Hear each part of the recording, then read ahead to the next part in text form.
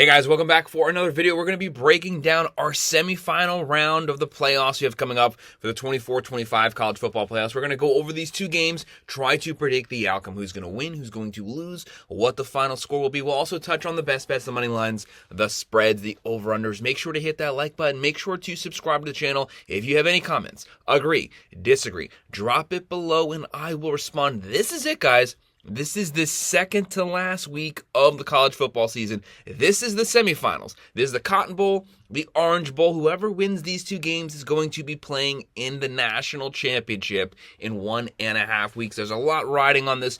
Every week we're going over every single college football game, the bowls, the playoffs. We also go over every NFL game. The playoffs are starting this weekend for the NFL season as well. We'll run that all the way through the Super Bowl. A lot going on in the world of football. If you're a football fan, if you're a sports fan, make sure to like and subscribe to the channel. So our very first game we have coming up is actually going to be our Thursday night game, January 9th, ESPN, the Capital One Orange Bowl, 7:30 p.m. Number 7 Notre Dame, 13-1. That lone loss was to NIU, probably the worst loss of any team of the season.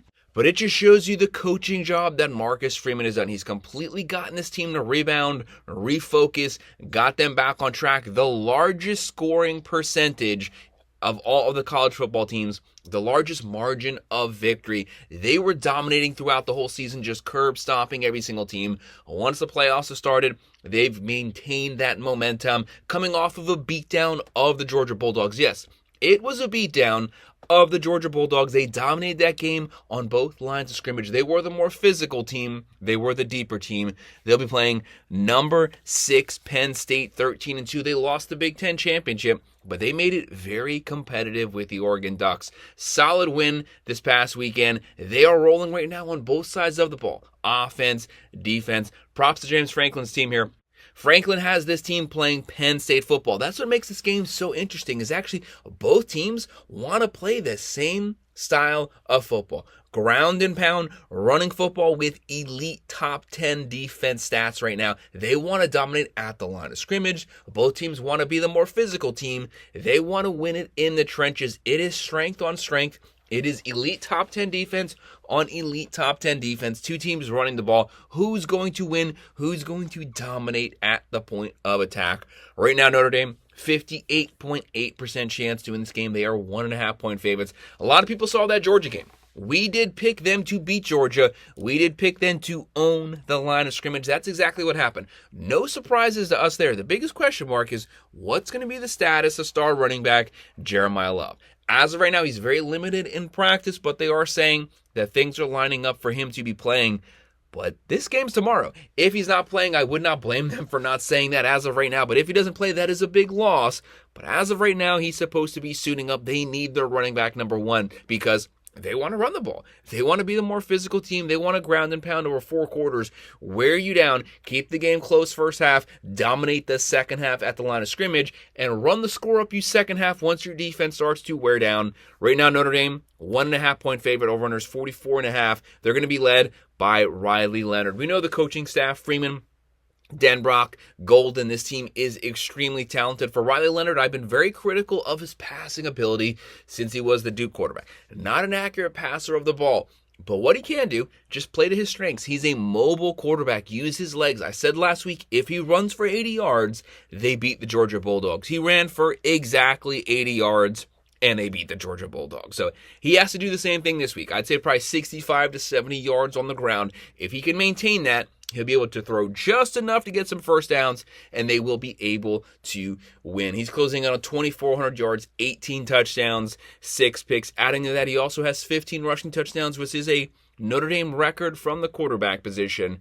As an offense, they're averaging 37.7. They're throwing for 196.2. They're running for 217.5.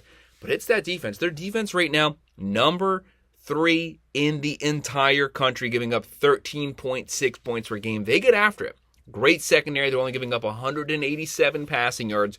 One of the best secondaries in the country. When you're looking at Penn State, everything that applied to Notre Dame also applies to Franklin's Penn State team. same style of football. I don't know how many times I have to see it. These teams are mirror images of one another. You are practically playing yourself, and yourself has to exploit the weaknesses in yourself. It's going to be a really interesting game. It's going to be a physical game, an old smash mouth, old school style of football. They're going to be led by the veteran Drew Waller, 3,200 passing yards, 24 touchdowns, 7 picks. He also has 6 rushing touchdowns out of that. He's not a rushing quarterback, but he does have some mobility. He can scramble for first downs. If you flush him out of the pocket, he can take off and pick up that first down on the ground. Right now, Penn State, they're averaging 33.7, throwing for 243, running for 202, giving up 15.8 points per game. They also have a top 10, a top 5 defense nationally. These teams are going to slug it out. These teams are going to keep this game extremely close. Probably a lower scoring game. I don't foresee a shootout here. It's probably going to be a low one. Right now for Notre Dame, they have Jeremiah Love closing in on 1,100 yards. Collins face on probably their best wide receiver core they've had in some time. They don't have a legit wide receiver number one, but they have a pretty decent wide receiver core. And for Penn State, they have one of the best 1-2 running back punches in the nation. Allen, Singleton, they're going to cycle those guys through, keep their legs fresh, ground and pound, 4 to 5 carries, switch them, 4 to 5 carries, switch them, keep them fresh, ground and pound, run downhill, dominate that line of scrimmage, own the second half.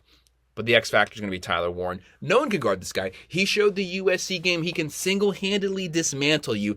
18 receptions that game. You're going to have to put a linebacker or multiple linebackers on him, man-to-man, zone. It doesn't matter on third and long situations. We know the ball is going to Tyler Warren. We know he will catch it. You have to try to scheme some type of game plan to take him away from Penn State. So what's going to be the outcome here?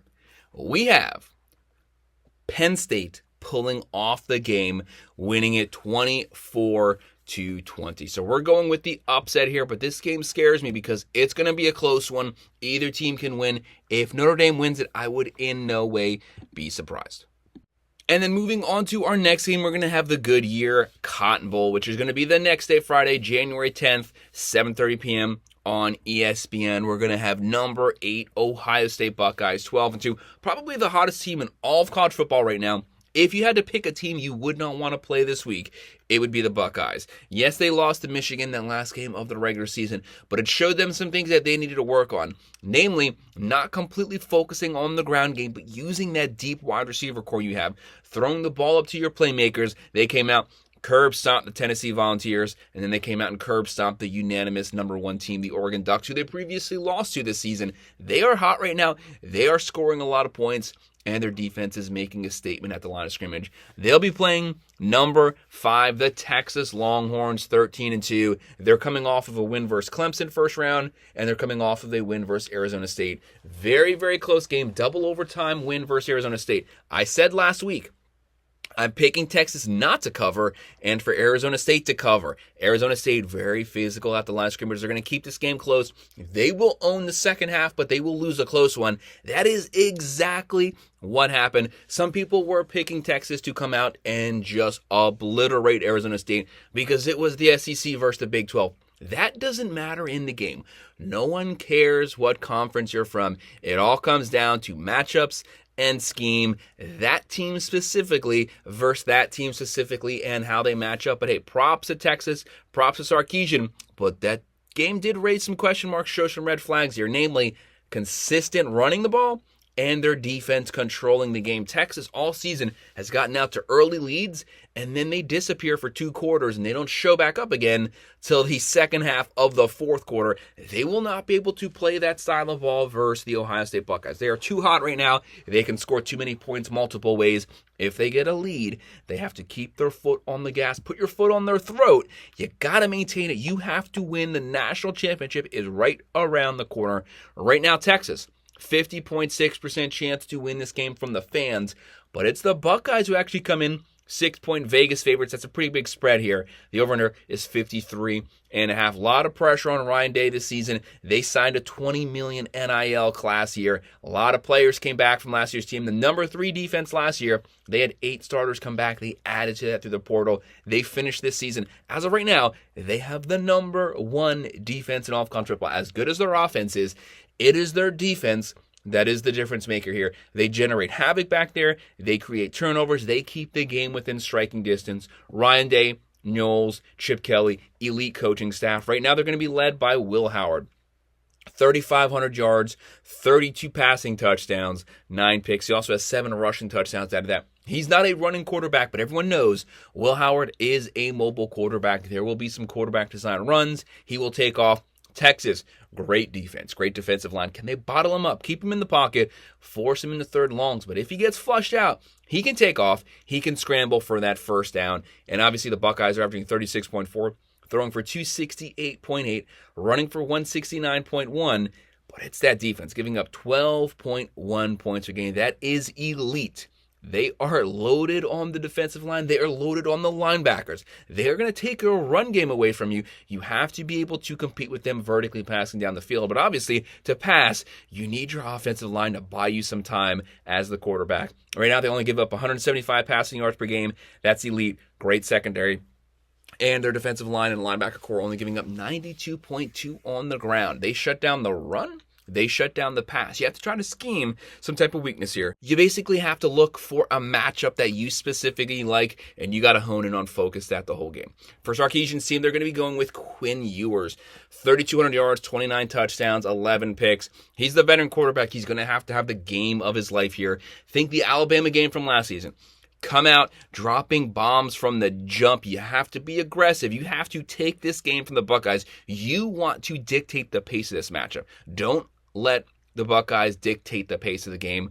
Right now, Texas, they're averaging 34.3, throwing for 291.7, running for 165.5, and they also have a top 5 defense, only giving up 14.5 points per game, 186 through the air, 111.9 on the ground. Looking at the playmakers, the Buckeyes also have one of the best 1-2 running back punches in the nation, just like Penn State. They have Will Howard slinging the ball. They have Henderson. They have Quinton Junkins. Both of those guys are great, fast, ground and pound, smash mouth football. They can beat you multiple ways. Their offensive line banged up was a weakness this season. Down 3 starters. It has not been a weakness in the playoffs. They've been scheming to their strengths. They've been opening up holes. Keep pushing the ball down the field. Passing game will open up your run game. You have Jeremiah Smith. You have Egbuka. Jeremiah Smith might be the best freshman of all time. One of the best, if not the best wide receiver core. 2 first-round picks. Throw it up to them. Let the threat of the deep pass open up the run game. And then once the run game gets going, that will open up the play action. And round we go. Looking at Texas, we have Quinn Ewers, Wisner, Golden. We're going to need a healthy Bond here. He has to be their Jeremiah Smith this game. He's their deep vertical threat. This game could go back and forth. Both of these teams talented. The Buckeyes, the number 3 overall roster, according to ESPN. The Longhorns, the number 4 roster. With this game, what's going to be the outcome here? I think it's probably going to be close, maybe the first, second quarter. But in the end, I have the Buckeyes controlling the second half. They win this one 37-24, a convincing win. I'm not saying the Longhorns can't win it, but I think the Buckeyes are too hot right now, and I've seen some question marks from Texas that I've been bringing up the whole season. This might be the game where it gets exploited potentially. That's our pick. We actually have a Big Ten on Big Ten championship. That's just kind of the way that things lined up. A rematch, the Buckeyes versus the Nittany Lions. That's our breakdown of our semifinal games. Make sure to hit that like button. Make sure to subscribe. If you agree, disagree, any thoughts, drop them below, and I will respond. Thank you.